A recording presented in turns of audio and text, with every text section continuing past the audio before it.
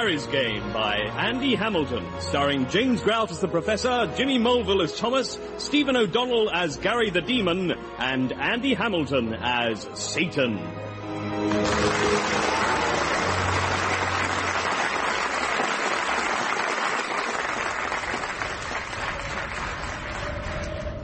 When no one else can understand me, when everything I do is wrong, you give me hope and understanding, you give me strength to carry on. Oi, Elvis, keep the bloody noise down. Sorry, sir.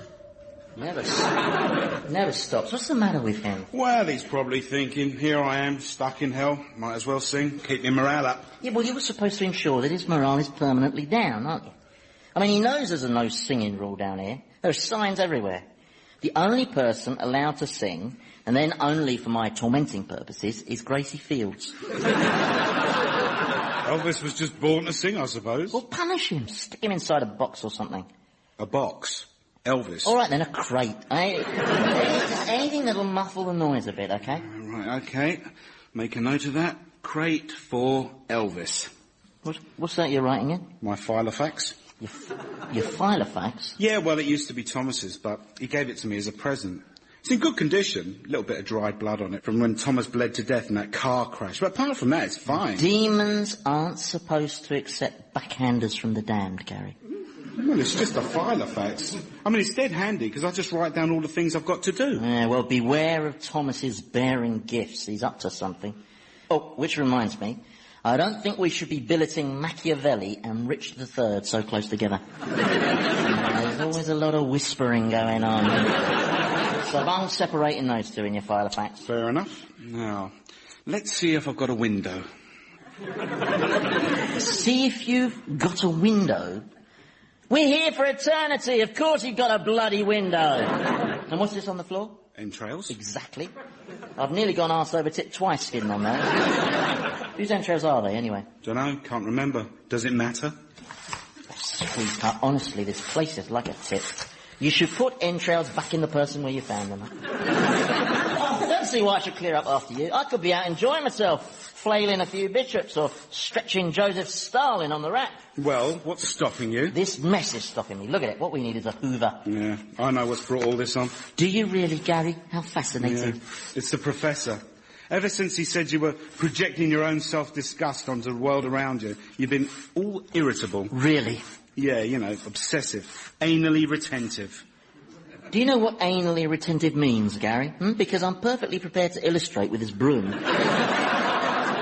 Well, you're Satan, Prince of Darkness. You shouldn't be tidying up. Yeah. You're absolutely right, Gary, yeah. You take the broom. Thanks for volunteering. I want it spotless by the time I get back. Brilliant. I'll send you over some help. I know, George Formby. He's had cleaning experience. And you can have, Vlad the Impaler and Joseph Stalin, just as soon as I finish stretching him on the rack. Well, how long will he be on there? About half a mile, I'd say. Girls be up. I love that. Oh, I'm so cheesed off. You can shut up as well. Well, I didn't say anything. No, but you were going to, I can tell. You had that look on your face. The look you get before you come out with some bit of homespun philosophy. It's like sharing digs with Jiminy Cricket. God knows I've been shoved in here with you. I think Satan wants to make a point. He wants to prove to me that man is a venal, selfish, animalistic reprobate. Well, how would my being in here prove that? I've no idea. If you ask me, I'm probably clinically depressed. You haven't got any Prozac on you, have you? No, sorry. I didn't have my supply on me when I died. If you die... Oh, don't start that. We may have passed into another dimension garbage again. You got any drugs on you? Cocaine? Drugs make you paranoid. That's what they want you to think. And cocaine damages your nose. Listen, pal, the money I was making, I could afford as many noses as I wanted. I could have had more noses than Michael Jackson. Hundreds of noses. Noses coming out my ears. God, I was hot. Look at me now. I know what'll cheer you up. We'll play Happiest Moment. You have to describe the happiest moment of your life. Oh, God. You'd like me to start? Okay. I'd say the happiest moment of my life was October 1966. Cambridge. Sitting on the riverbank with Deborah. With the trees on the banks all shimmering gold and auburn and hundreds of wonderful subtle colours. And realising that I would be spending the rest of my life with her. Pass me the sick bag. All right, then, what was your happiest moment? Or didn't you have one? I had hundreds of happiest moments, actually, every day. Don't think your life was happier than mine, because it wasn't. I was a happiness machine. You ask my wife. You ask all my wives. Well, pick one moment, then. Okay. I think it has to be about 6:30 p.m. on 4th of June, 1981. You see, I've got this identical twin brother, Clive. I mean, like, totally identical twin brother, except he was the golden boy. The goody-goody. Everybody's favourite. Anyway, that night, I called round to his house, and his wife, Jean, answered the door, and she must have been expecting him home because she thought I was him. Well, I was going to put her straight when she started to come on all horny, you know, murmuring, "Oh, Clive, Clive," and tearing at my clothes. So I think, well, why not? So a few moments later, we're both stark naked on the floor in the hall, going at it like rabbits, and all the time she's thinking I'm Clive, Super Clive, Clive, the patron saint of smug siblings, and I'm thinking this is brilliant. Because he's looked down on me all our lives, but now I'm getting my revenge. Oh yes, I've triumphed because without anyone realising, I'm shagging my brother's wife. And what's more, I had clap at the time. And while I'm cuckolding my own brother, I am thinking, this has got to be the happiest moment of my life. Great day. What? Why is your jaw hanging down like that?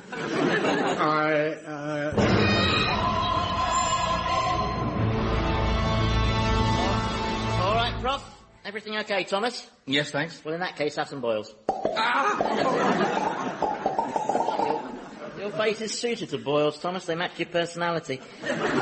You all right, Prof? You look a bit pale. Oh, yes, I'm fine. We were just playing a game. Oh, that's funny. I've just been playing a game with Elvis, where I put him in this crate and nail the lid down. And he has to find the way out? No, he has to put up with it. So what was your game? Well, we each had to recall the happiest moment of our lives. Mine was an afternoon in '66 with Deborah, and Thomas's was, well, it was a bit different. Do you want to go? No, that's not my kind of game. Well, you must have had a high point. It sounds like a very boring game to me, Prof. Now, if you'll excuse me... You haven't known happiness, have you? Oh, and which of your countless human emotions is that? Is happiness the one where you leap up and down, screaming gibberish because you won a holiday in Spain? Oh, no, that's elation. Oh, right. Well, then is happiness the one where you walk around with a self-satisfied smirk because some other mortal is desperate enough to want to have you jiggle bits of your body inside theirs? Of course not. So, Prof, pray, what's the official scientific definition of happiness? Well, I don't know. Often you don't identify it until after you've lost it. I must be getting on. Things to do. Well, you must have known some happiness. Before the fall, maybe. Maybe. Or have you erased all that from your memory? All I remember, Professor, is that without being given a fair hearing, I, along with several of my colleagues, was sent hurtling out of heaven until we fetched up in this hole, sporting a tail and horns and goat's legs. And all this because a certain omnipotent individual overreacted. Well, how do you overreact to a rebellion? It was not a rebellion. It was more of a representation by middle management.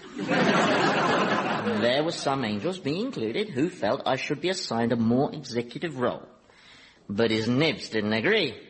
Next thing I know, I'm plummeting through space with lightning up my arse. Still, what's done is done. Nothing I can do about it now. Except whinge. I'm sorry, Thomas. What did you say? Nothing. I thought I heard you call me, Satan, master of the eternal fires, a whinger. Now, do you think that was very wise?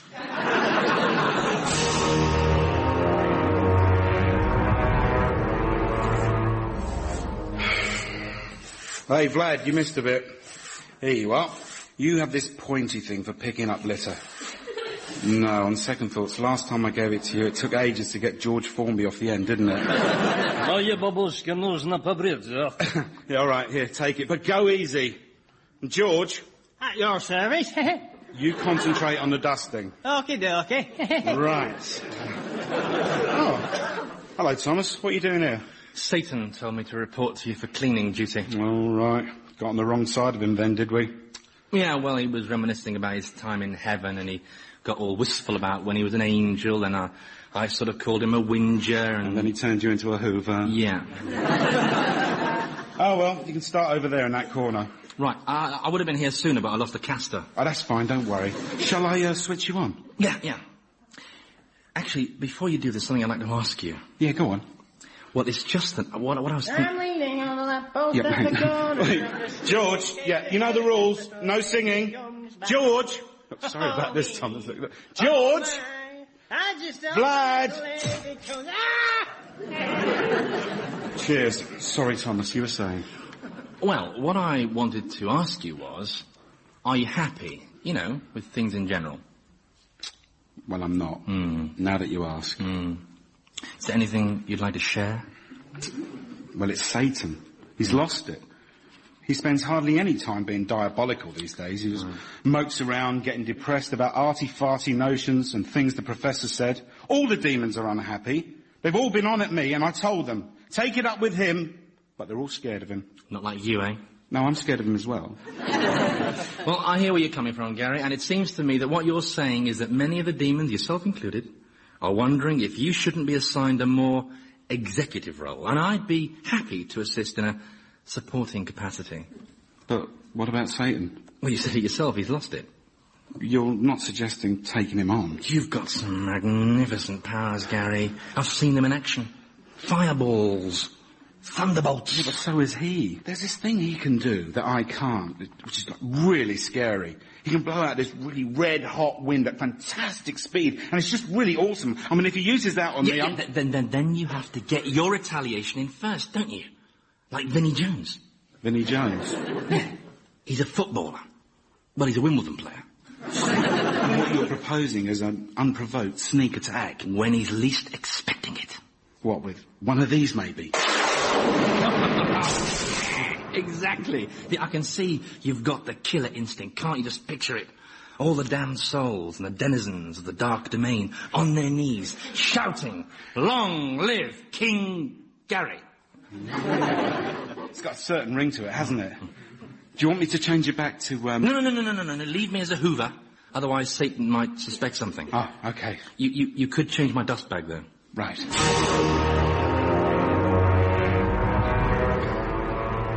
So, what do you reckon is the path to true happiness, then? Oh, well, goodness knows. I mean, people find happiness in so many different ways. Through their family, or their work. I mean, you feel happy in your work sometimes, don't you?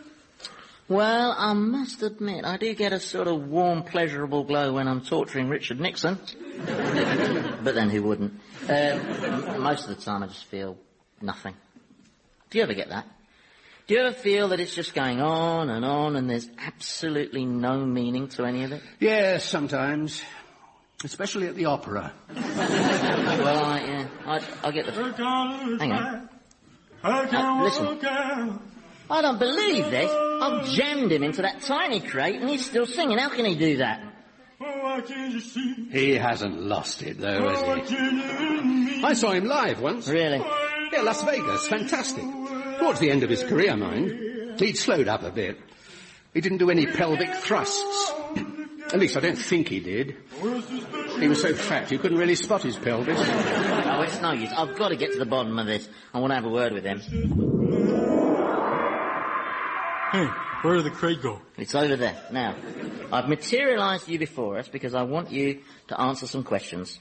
There's some jelly in it for you. Thanks, sir. Now, I entombed you in a crate not much bigger than a ladybird's handbag, and yet still you sing. Why? Well, sir, I feel the most like Elvis when I'm singing, sir. He is Elvis. Well, I think what he's saying is his singing defines him, gives him meaning. Is that what you mean?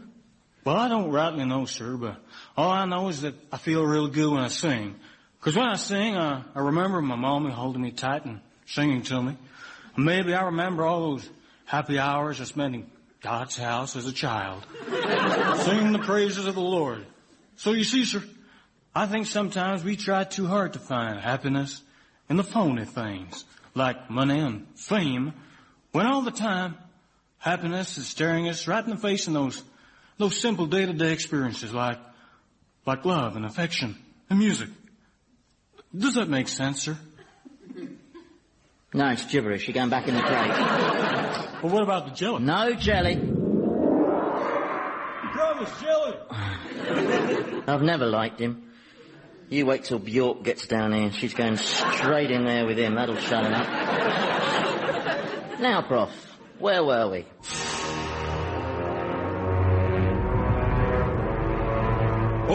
All right, Brother Demons, you've heard what's on offer. Basically, we're offering a fresh start, or new hell, as we like to call it. A place where demons have the confidence and freedom to be truly disgusting. That is my dream. What do you say? Are you with us? Well, we're not sure if we should follow you, really. Why not? Well, you're not very bright. Gary can lead you all to glory. Who said that? I don't know. I think it was the vacuum cleaner. Fellow demons, I have a dream. I can give hell a sense of meaning, a sense of direction. So what's our mission statement, then? Hey? Our mission statement. We need to be given some specific objectives all laid out in brightly coloured graphs. That's right, with loads of columns showing our performance targets. Haven't you got any charts with punchy headings or anything? Have we? No. Where they get this stuff from anyway? Who are those two? They're the demons responsible for tormenting former BBC managers. I think they've gone native. Okay, this is what you offer them.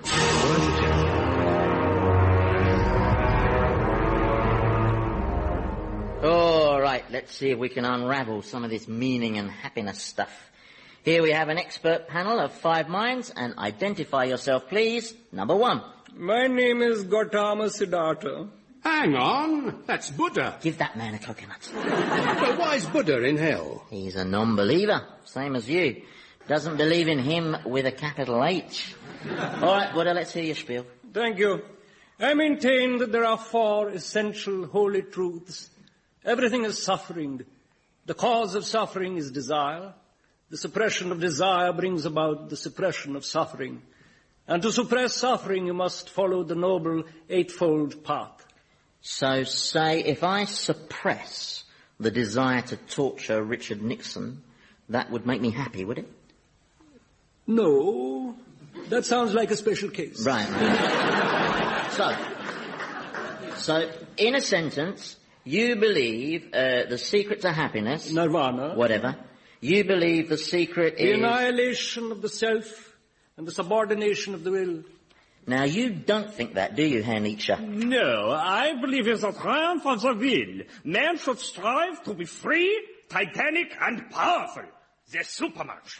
We've got 2 very different views here, haven't we, Professor? Well, they're both valid, I suppose. Mm-hmm. Although, personally speaking, I find Nietzsche's philosophy less attractive, because he sees the individual as an isolated romantic ideal, and because I'm unconvinced by his argument that morality is relative, and... Because he's German. Yes, I suppose that's it. Well, what about you, Jean-Paul Sartre? Any thoughts? Buff. Well, obviously not. Can I ask Herr Nietzsche a question? Please. This triumph of the will. Yeah? What does the will triumph over? Everything. And what is the substance of everything? Haven't you got some humming you could be getting on with? Answer him. No, I will not. I've argued with Buddhists before. You give them an answer, they just come back with another question. You're there for hours with them babbling about nirvana and bhavajakva and yin-yang the flower-pot men. And I refuse to get involved. I say man is freed by his will, and that is that. Right. Mind you, you also said God is dead. Yes. And he's not, is he? You are. So? Well, I just think it puts a bit of a dent in your credibility, that's all. Yeah, and I have less credibility than some fat Indian who sat under a fig tree for years and years. All right. I'll tell you what, let's widen the debate, shall we? Get some more views? Machiavelli, you've been very quiet. You're up to something, aren't you?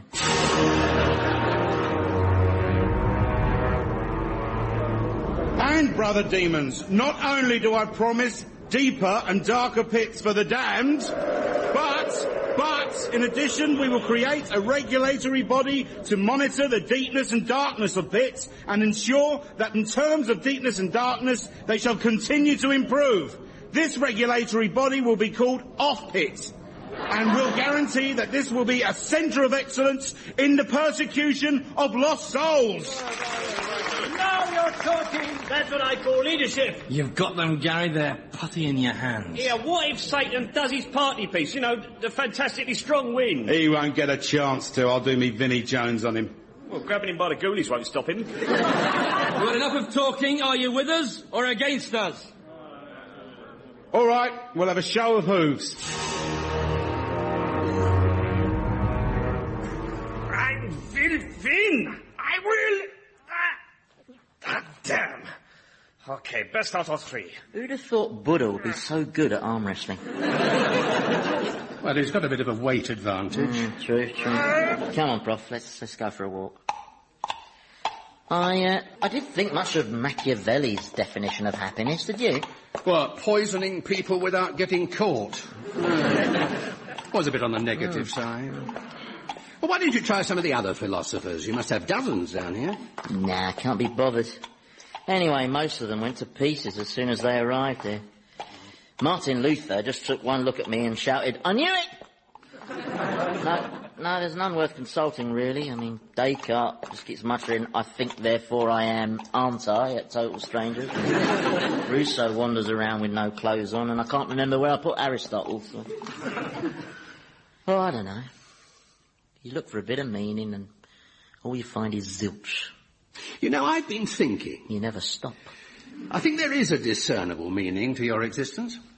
You see, could humans experience happiness if there were no such thing as unhappiness? I think not. And you are an agent of misery, ergo, by generating anti-happiness, you define happiness. There. An ingenious and well-argued theory, Professor. Thanks. But total bollocks, of course. Yes, I'm afraid so. Still, thank you for trying. Do you know how many times I get mentioned in the Bible? No. Well, I get mentioned in the book of Job. Allegedly, I persuaded him to test Job's faith by taking away Job's extraordinary wealth. Not true, of course. No? No. Job lost all that money playing the markets. He bought masses of stock in Sodom and Gomorrah insurance services. Well, they just got wiped out. Then I appear a few times possessing people and stuff, but I'm really an extremely minor character. No, it was the church who built up my part, very useful for them I've been. The bogeyman they can browbeat people with. They sold indulgences, told people they could buy their way into heaven. Don't you think that is a cruel way to deceive people? Eh? That's why the cruelest pit down here is the Pope enclosure over there. Their holinesses get the most perpetual punishment available. I see they're all still pregnant. Oh, yes. Yes. Heavily pregnant, with backs at breaking point and hemorrhoids the size of cauliflowers. And it'll never end for them. Just like it'll probably never end for me. If I knew there was, a full stop, that might make sense of the sentence. Well, I've always felt life's about the journey, not the destination. Did you used to subscribe to Reader's Digest? Well, I did, actually. Yes, I thought so. Anyway, maybe your journey does have a destination.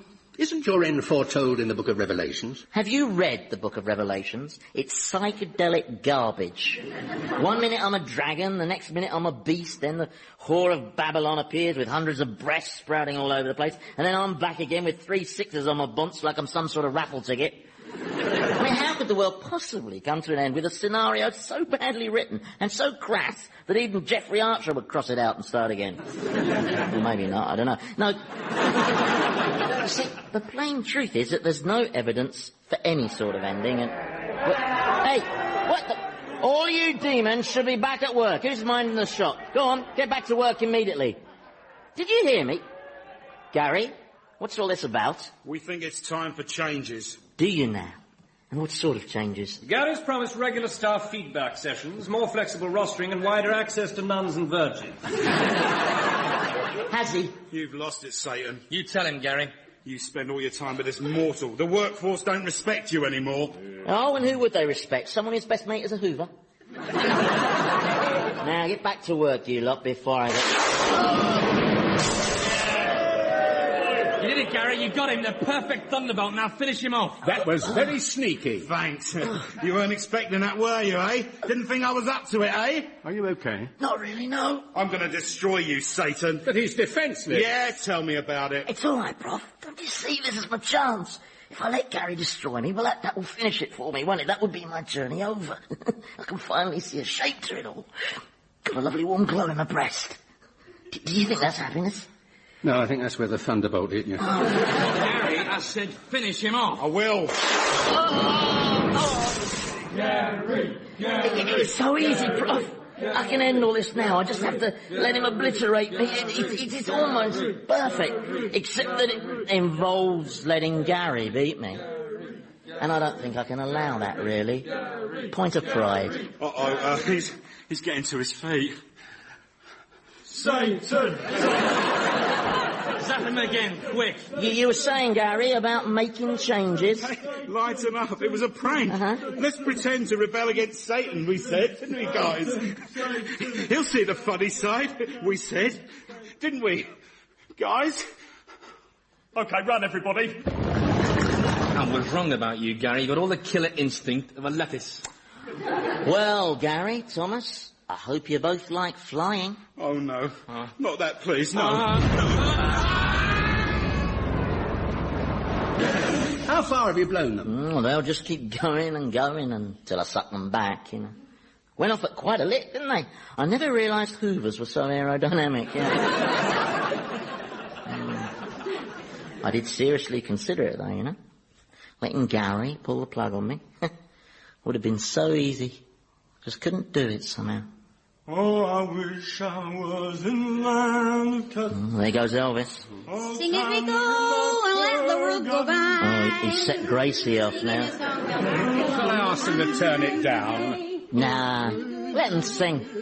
Come on, Prof. Let's go watch the pontiffs doing their pelvic floor exercises. You're not a Catholic, are you? No, my parents were in the Sally Army. You couldn't move for tambourines in our house. Hey, Gracie. Can you keep the noise down, ma'am?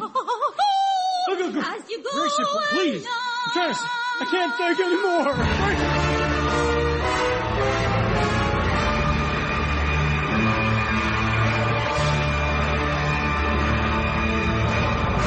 Old Harry's Game featured Andy Hamilton as Satan, James Grout as the Professor, Jimmy Mulville as Thomas, and Stephen O'Donnell as Gary, with Philip Pope, Penelope Nice, Michael Fenton-Stevens, and Nigel Pegram. The programme was written by Andy Hamilton and produced by Paul Mayhew Archer.